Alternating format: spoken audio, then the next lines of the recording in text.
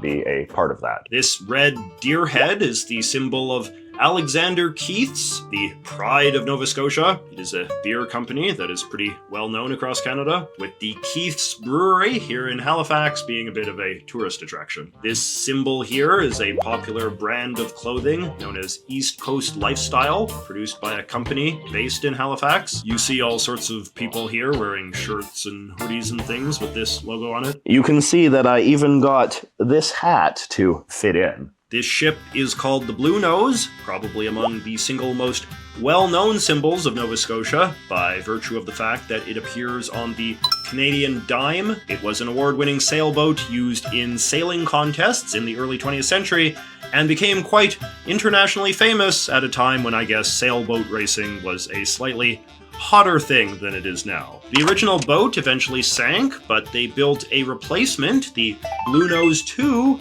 which you can visit in the city of Lunenburg, which is about an hour south of Halifax. The name Blue Nose, by the way, is an old-fashioned nickname for somebody from Nova Scotia. It is unclear where this comes from. Donair, or meat slices wrapped in pita bread, is another very iconic Halifax food. But I know what you're saying. You're saying, JJ, you Claude, Donair isn't from Canada, it is from the Middle East or something. And that may be true, but we live in a glorious globalized world now, and sometimes foods that originate from somewhere else catch on in the most unlikeliest of places. The Halifaxers love their Donair, and you see shops selling it all over the place, often with special Halifax sauce, which is a sweet, creamy mix of evaporated milk and garlic. In 2015, the Halifax City Council even declared the Donair their official city food. So take that, lobster roll. This is a little bird that you see all over Halifax souvenirs. I even saw graffiti of it. It comes from an iconic painting called Three Yellow Birds by Maud Lewis, who was a famous Nova Scotia folk artist. Like many folk artists, Maud had a pretty simple style, and in the original painting you can see it kind of looks like the birds are wearing little baseball caps, which is very cute. So my understanding is that the fame of the birds is kind of connected to a misunderstanding of what they're supposed to be, which is a phenomenon that you do see in art from time to time. Here's another flag that you see around Halifax. It is one that I actually made a whole short about a while ago. It is a newly made flag designed to honor Nova Scotia's Black community. The Black Nova Scotians comprise Canada's most sentimentalized Black community because they've been around the longest, with many of them being the descendants of slaves who fled the United States during the American Revolution and other times leading up to the Civil War. Since most other Black people in Canada tend to be first-generation immigrants or their kids, this has always given the Black Nova Scotians a distinctly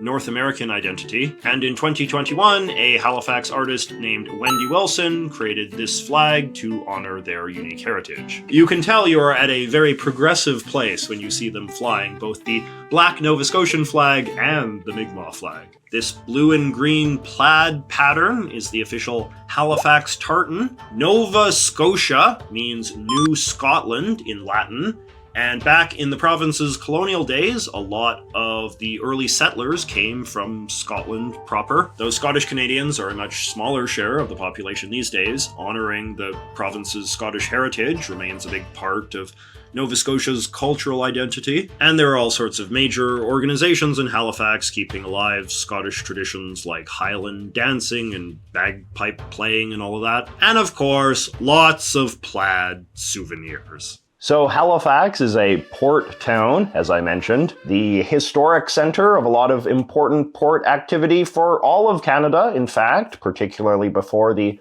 Pacific Northwest was colonized. And as a result, a lot of Halifax's most beloved cliches continue to revolve around nautical type activity. These boat propeller things seem to be one popular motif in recognition of boats. Halifax also has a long history of being used as a naval fort to defend Canada. So you see a lot of martial type imagery in this city as well, you know, cannons and this sort of thing. One of the biggest tourist attractions in the city is the Halifax Citadel, which is the remnants of this big 18th century military garrison up on this hill here. It is easily recognizable on maps from the distinctive star shape it has when viewed from above. Along with lobster and donair, the Halifaxers have a couple other iconic foods as well, including these things, which they call garlic fingers. They're basically just slices of a pizza-type thing covered with cheese and garlic sauce. And then there is Moon Mist ice cream, which is a unique flavor you can only get in Nova Scotia. It's got this really bright and distinctive color palette formed by its three flavors: banana, grape, and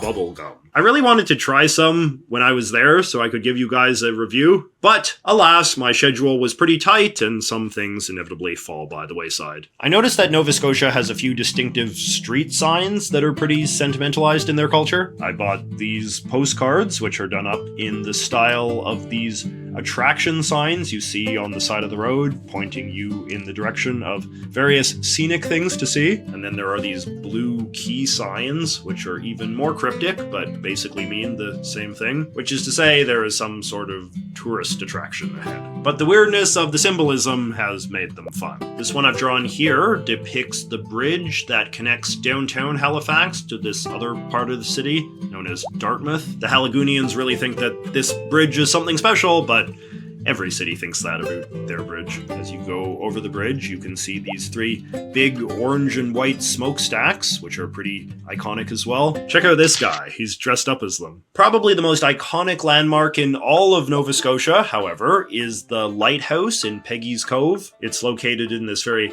picturesque fishing village about an hour south of Halifax in this very windswept area with these big rocky cliffs and big frothy waves. Because this area represents a kind of platonic ideal of what people think Atlantic Canada is like, you tend to see a lot of photos of this lighthouse in calendars and postcards and things depicting the beauty of Canada. Pier 21 is another very iconic Nova Scotia locale located on the southern coast of Halifax. It's been called the Ellis Island of Canada because this is the port where a lot of steamships carrying immigrants from Europe have historically arrived. In fact, my own immigrant mother arrived on a ship in Pier 21 when her family came over from Holland in the 1960s. I even spotted this little monument to Dutch immigrants to Canada, which I thought was nice. Mother was delighted as well. During World War I, Halifax's status as a major North American port city made it an important transit hub for shipping soldiers and military supplies to Europe. In 1917, however, a ship carrying thousands of tons of explosives crashed into another ship,